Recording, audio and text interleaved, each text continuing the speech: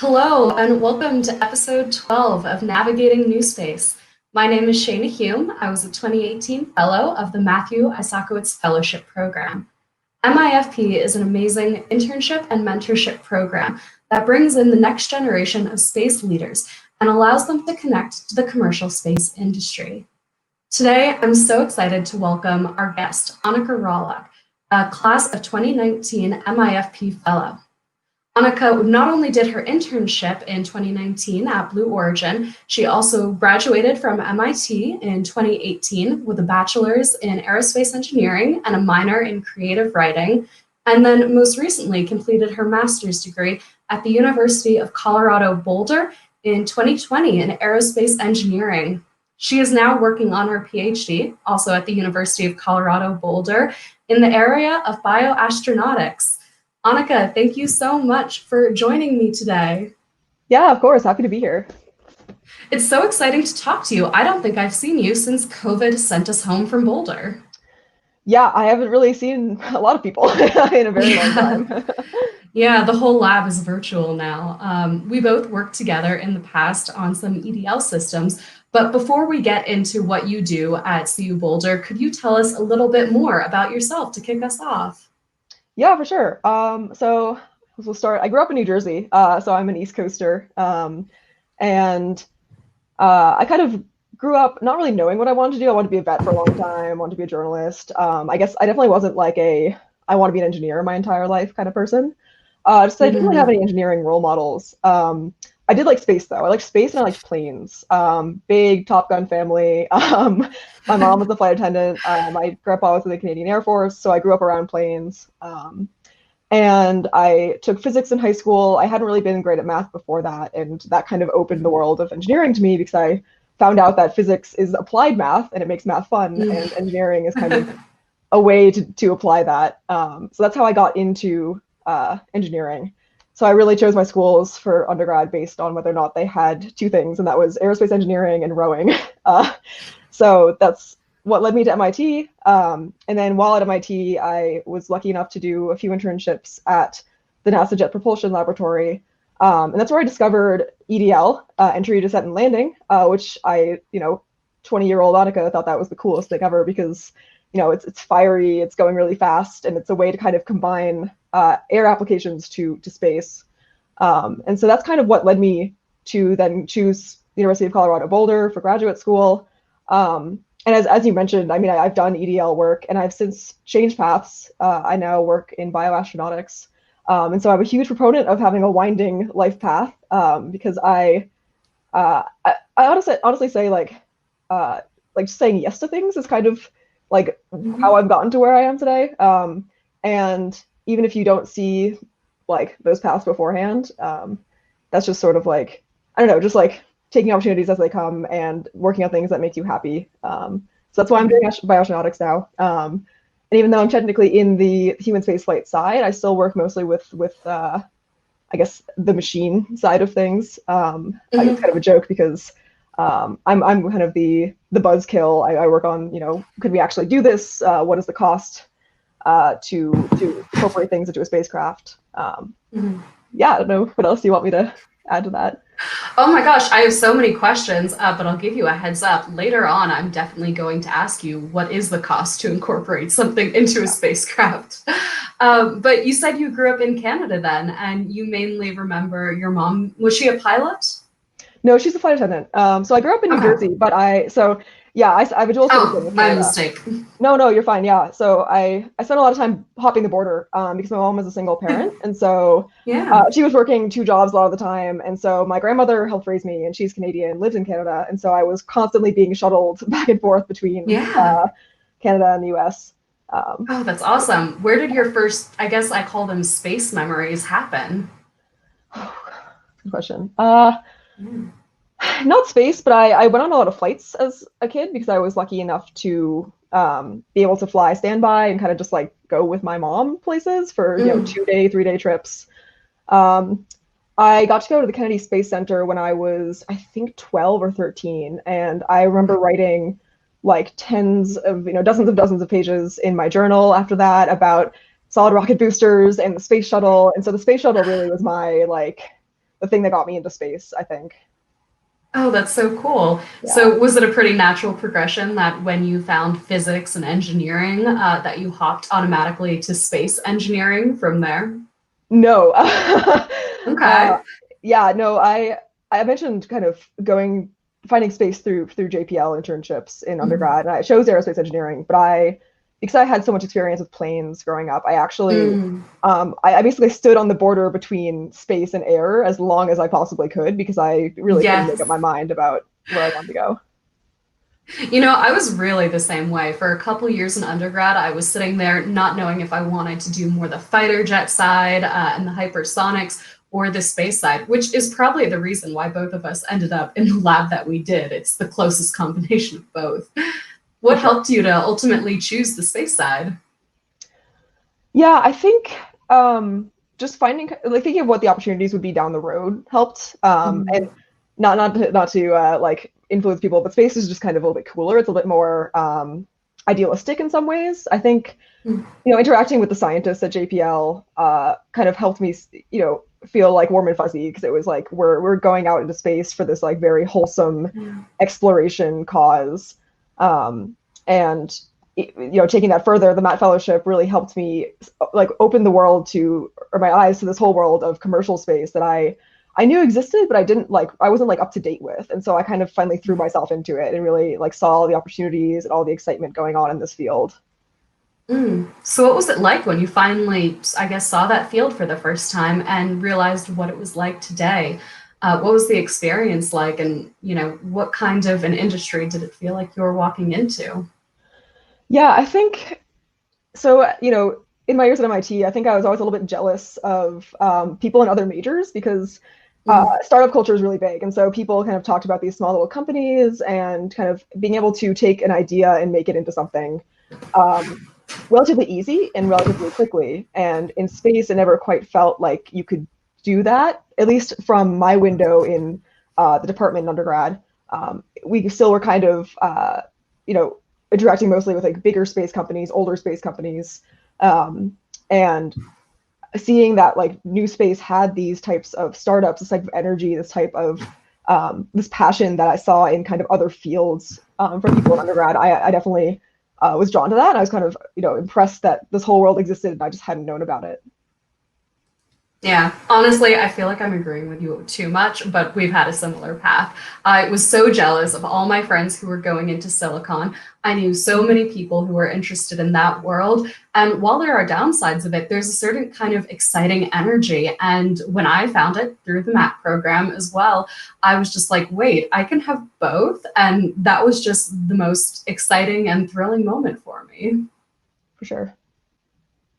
Cool. So I'd love if you could tell us a little bit more about, how you went from all of that discovering commercial space and how you've incorporated it into your PhD and your goals for today.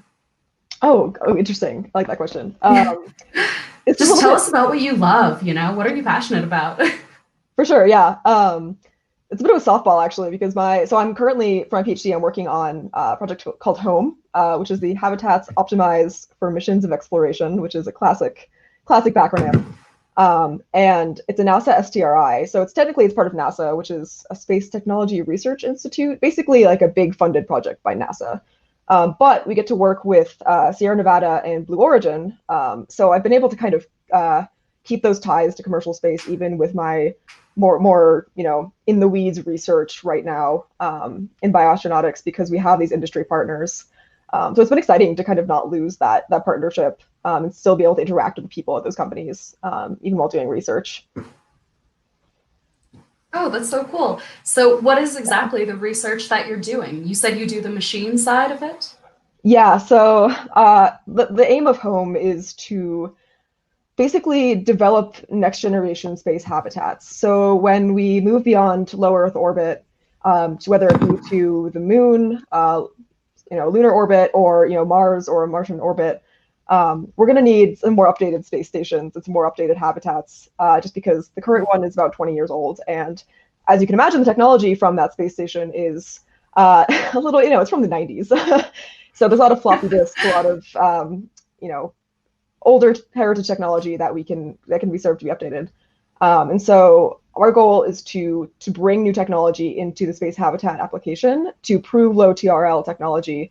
And most importantly, we have a really clear mission, which is that this habitat will probably be intermittently crewed. So we're going to have periods where it's completely empty, but it has to be able to take care of itself in, say on the surface of Mars. And so we're trying not to, build HAL 9000, but our focus is on AI and smart systems and adaptive technology to take care of this habitat when it is empty, and to improve the life of the astronauts and to assist with their tasks when they are present. Okay, so kind of like a Google Home, Alexa on Mars combination. Yeah, if I had to explain my research poorly, it would be like Siri in space. Sometimes it's fun to explain it that way, though. That's really cool. So do you have an idea what problem you're going to want to solve out of that whole thing, where you're going to go with your dissertation? That might be too anxious of a question. No, it's fine. I feel like people ask me that like weekly at this point, and it always changes. Same. Yeah, my work, like I said before, I'm kind of the buzzkill. Like that's literally what my new advisor, Dr. Klaus, called me, to the point where astronaut Garrett Reisman called me buzzkill in a meeting, and I was like, oh my God, no, I don't want this to be the name that sticks. But no, so I am the person doing the kind of overall cost-benefit analysis for incorporating this technology. And really that comes down to whether or not we should be investing in this technology. So I look at things like the utility, all of these hidden drivers that could affect the system as a whole from including something, and whether or not different coupling of systems is going to negatively impact the performance of the habitat, and also what that means for the mental and physical health of the crew on board and their trust in the habitat. Because although we do need to keep this habitat alive when there's no crew there, we need to make sure that it's still livable, still a good place for the astronauts to be when they are there, because they're not just cargo, right? So we're working with a lot of astronauts and trying to see what makes them tick and what their opinions are on certain technologies and different things like that. So my role will really be in kind of that evaluation of all of this broad swath of technology. And in the end of the day, I'll be presenting a framework to actually how do you make these decisions with very low TRL technology, and how do you decide what to invest in and what that impact will be on the system as a whole down the road. Is that a good answer? I don't know if that cleared it up. Yes, sorry. There was a little bit of a lag there when I was clicking on that. I think that's an awesome answer.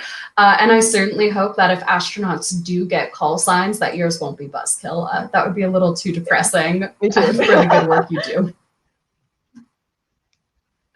Garrett's fun, though. So we actually have a question from one of our shockingly longtime viewers, oftentimes commenters. You want to take a whack at this one? Oh, that's a good one. Thanks, Josh.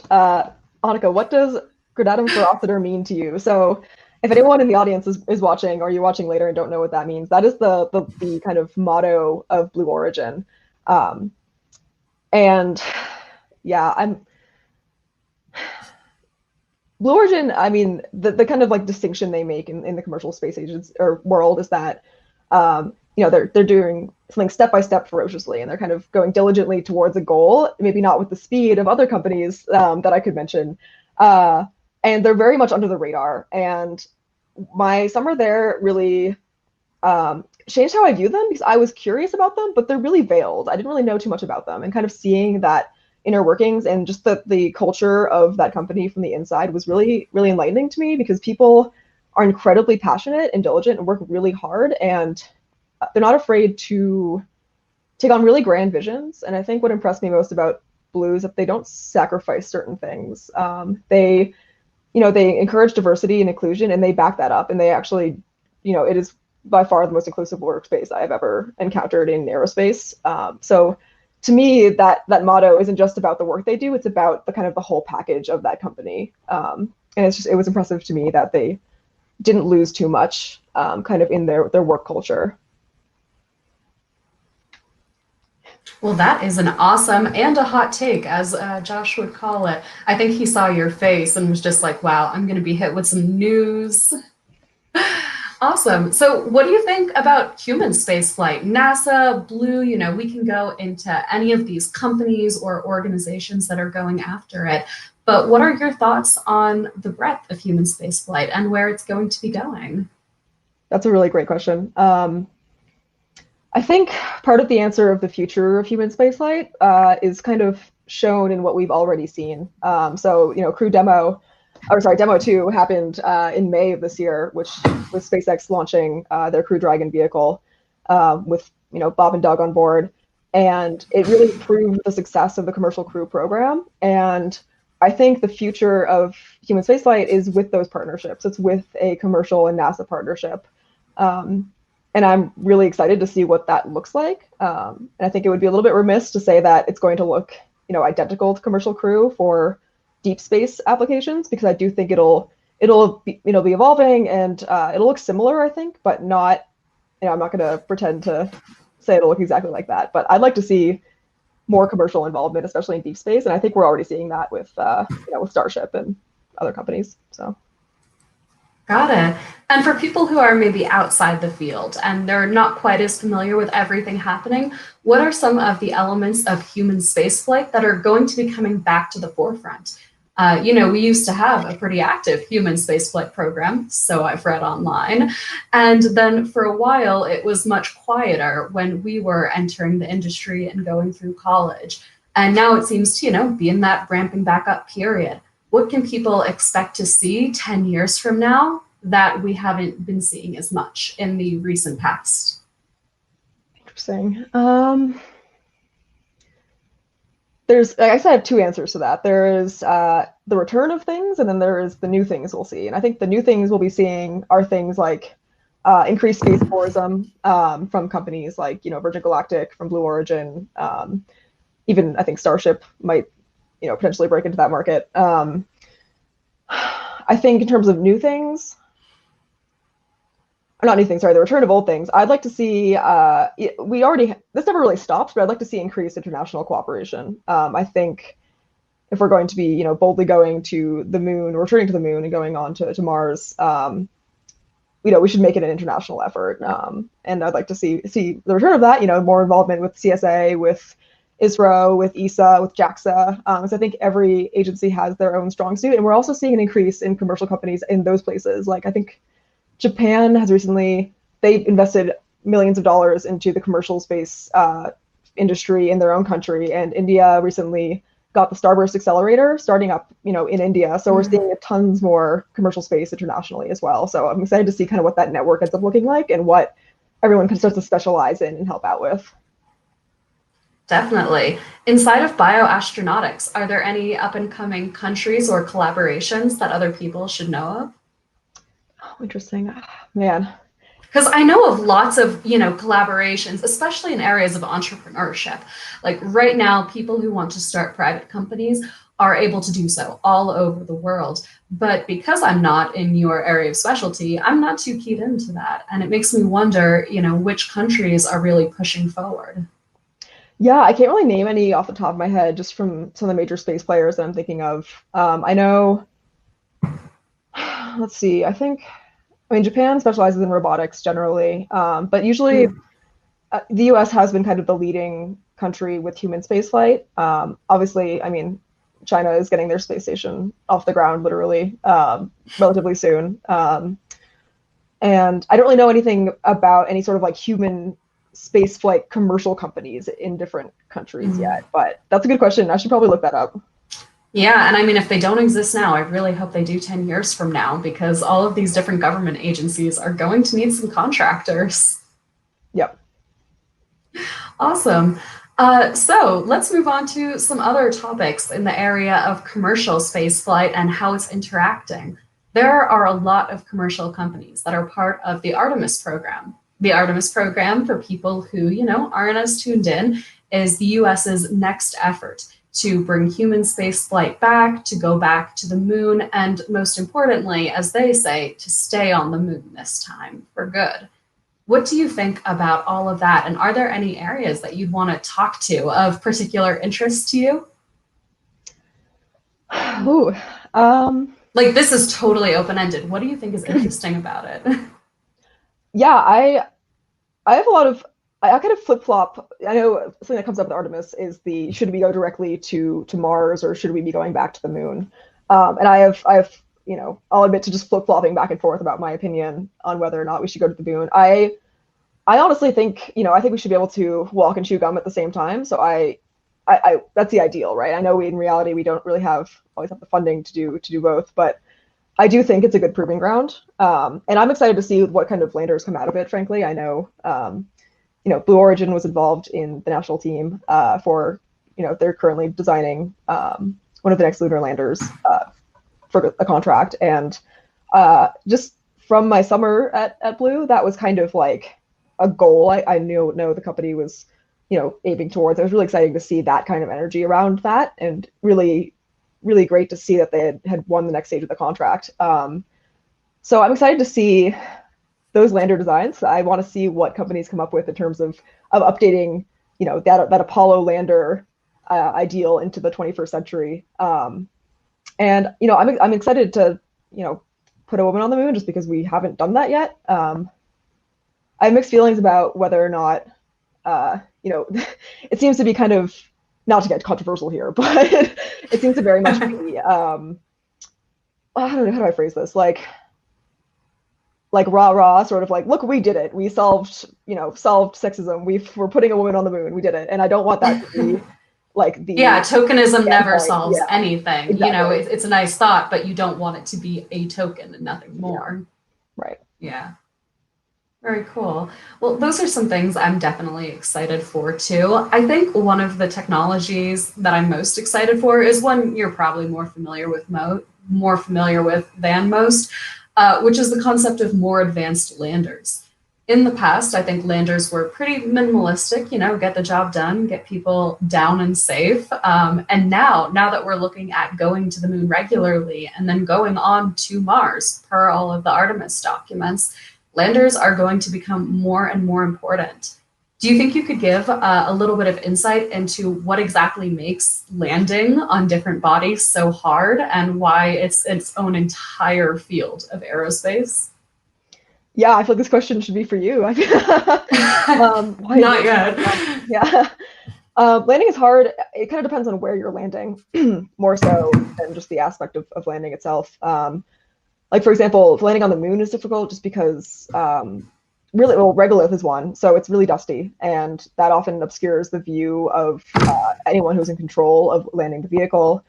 It also makes feature detection really hard on the moon just because of the kind of gray color of the moon. So if you're trying to use any sort of machine vision for figuring out where you are and where you're landing, that becomes difficult.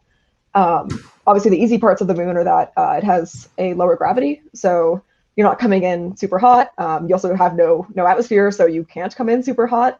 And in a place like Mars, you have kind of that double whammy where you have an atmosphere, so you end up with heating, but the atmosphere is kind of useless in terms of, it's still, you can slow down, but it's not, as great at slowing you down as it would be on somewhere like Earth.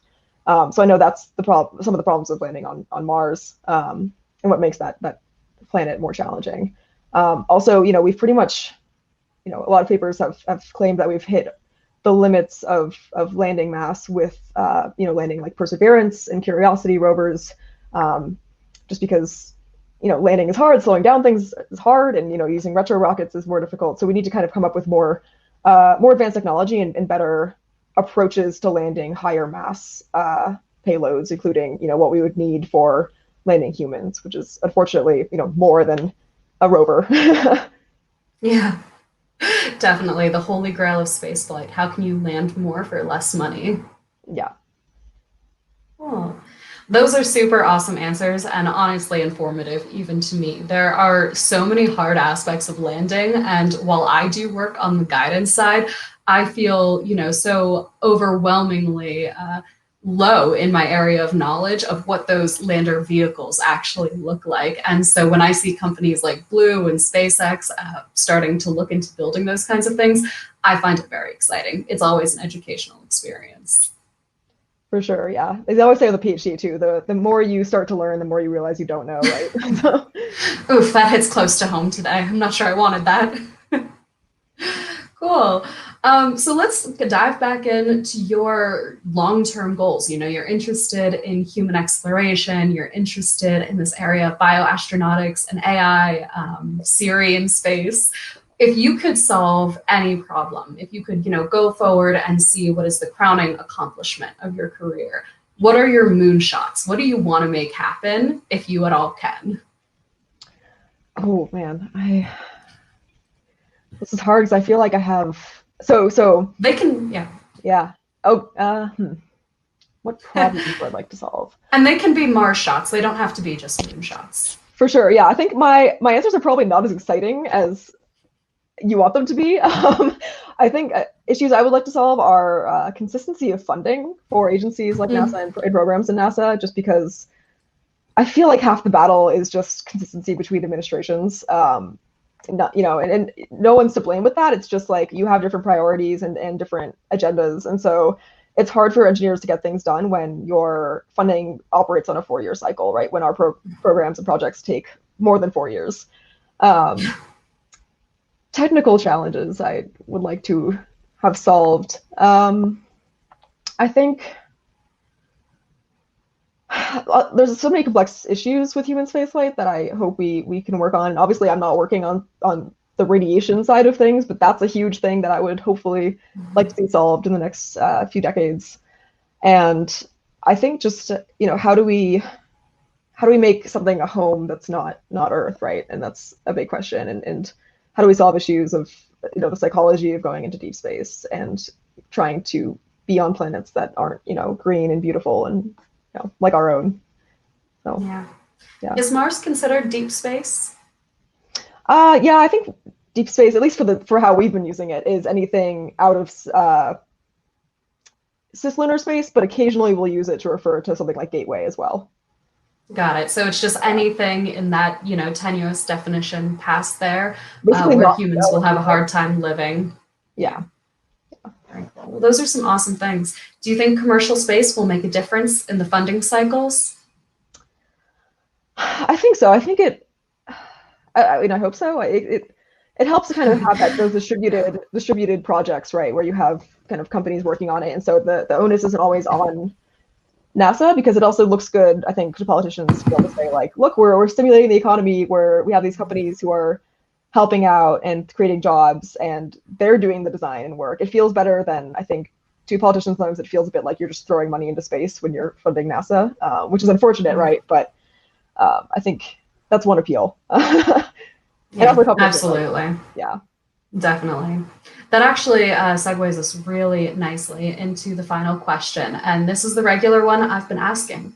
For those who see money being tight in government, for those who see problems on Earth, why is it worth sending our money, focus, and attention to figuring out space? How can you persuade someone without the invested interest that we have, that even today in 2020, that this is worth it, and not only worth it, but really important? Yeah, that's a question I feel like we're always trying to answer and justify. And not necessarily because it's not an answer, just because it's really important to be able to justify that. And there's a few things. I mean, space is important for many reasons, but the forefront of my mind right now is things like climate change, and being able to have Earth-based or Earth-observing satellites that are watching things like that, watching weather patterns, looking for soil water content, that kind of thing is really, really important to be able to predict hurricanes, fires. That's critical. But beyond that, I mean, I'm an optimist. I'm a science fiction fan. So for me, human spaceflight has always been this kind of the best of humanity, right? And it's, especially when we have these things like the International Space Station, right? Like, can you imagine 35 years ago, 40 years ago, maybe like 45 years ago, saying that Russians and Americans would be living constantly together in space? Like, people would be like, it happened a couple times, but like, can't see that for a long time. So I don't know. I think that inspiration shouldn't be discounted, and I think just the curiosity and quest for science answers and understanding our universe should not be discounted either. That's an awesome answer and super inspirational. As a sci-fi fan myself, I find myself agreeing with a lot of that. So That actually also segues really nicely, you talking about sci-fi, to a little fun thing we're going to try this week. After talking to the MIFP committee, we decided it would be a great experiment to try out a lightning round of questions where we put all the pressure on you and get your deep takes, all of the hot takes on sci-fi, space, rockets, and beyond. Are you still down for it? Oh yeah, I'm ready. Okay, fantastic. So we'll get started on a little bit of a warm up, and I'll try to count out exactly 1 minute's worth of time and see how many of these we can get done before the end. So to start off, coffee or tea? Coffee. Undergrad or grad school? Grad school. Cambridge or Boulder? Ooh. Lightning, gotta go fast. Cambridge. Mars or Venus? Venus. Interesting. Finding life or traveling to Mars? Ooh, finding life. Okay. Astrobio or bioastro? Bioastro. Okay. Fantasy or sci-fi? Fantasy. Orson Scott Card or Isaac Asimov? Pass. Pass. You know, that's fair. I won't put this hard question on you. Not great people. Star Wars or Star Trek? Star Trek, 100%. Okay. Original trilogy, prequels or sequels? Oh. Original. You're going to lose friendships over this either way. So, you know, you just have to pick. I have to go original. Okay. Marvel or DC? Marvel. Sagan or Tyson? Sagan. Original or remake Cosmos? Remake. Bill Nye or Miss Frizzle? Miss Frizzle. Oh, wow. Okay. Choosing the cartoon. Valentina Tereshkova or Sally Ride? Oh, God, I love them both. Oh, man. No, I know, me too. Sally Ride. Space Shuttle or ISS? Space Shuttle. Spaceport America or Cape Canaveral? Cape Canaveral. Apollo or Artemis? Artemis. Going to the moon or Mars? Mars. Ooh, conflicting answers. And last but not least, being a Matthew Fellow or being a Matthew alumni? Oh, don't make me choose that. Like, both? Fellow? Both, always, yes. Yeah. I'll let you pick both on that one because that is probably the meanest question of the whole bunch. So to wrap up, how do you stay informed about current space happenings? People who are out there in the ether of the internet, how can they learn more about this world? Yeah, so I feel like I didn't do a good job of this in undergrad. Obviously, being part of the Bat Fellowship helped change that because I had to do, a bunch of research beforehand and then during. I'm also taking a policy class right now. It's space policy, and that's really helped because I have to write a weekly paper, and we use Space News and Space.com and a bunch of other websites, so I'm constantly reading those. And I think for kind of the layman, not just someone who's, in classes, but I think if you want to stay up to date, following people on social media is a good way to like passively consume space news because we're constantly checking our phones on social media anyway. And so you might as well make your feed something semi-educational or, tailor it towards that if you want to expose yourself more to space news, like space Twitter, like people on Instagram who would post things like that would be my Space advice. Twitter is a real definition. At this point, with the frequency we use it, it needs to be added to the dictionary. It's a proper thing. Yeah. And so I noticed someone asked a quick question. Let's go on the first part only. Would you go to space if you had the chance today? Yeah, so I'm gonna steal my advisor's answer for this, which is it depends. I would want to go to space. I will admit that going somewhere like Mars would make me nervous in terms of the health side effects upon return. And that's just a big chunk of your life, right? Over 2 or 3 years spending in transit and staying on Mars would be a lot of my life. So it would have to depend on when. But I would go to Leo. I'd go to the moon in a heartbeat for sure. Okay, so some of space. Thank you so much for coming on today. This was so much fun, especially that lightning round. I really loved some of the contradictions between the different categories. So that was awesome. I appreciate your time and your thoughts so much. And I hope you have a great afternoon. Yeah, you too. Thank you for hosting. Totally. For everyone else, The applications for MIFP are open. They have been open, but it is not at all too late for you to apply. Applications are not due until early to mid-November. So if you see this and you think you have an interest, get on it. Reach out to us or the team if you have any questions. You can find more information at Matt Fellowship on social media or at our website otherwise. Thank you so much for listening. And again, feel free to reach out. We all love to talk about space and we all would love to talk to you. Have a great day.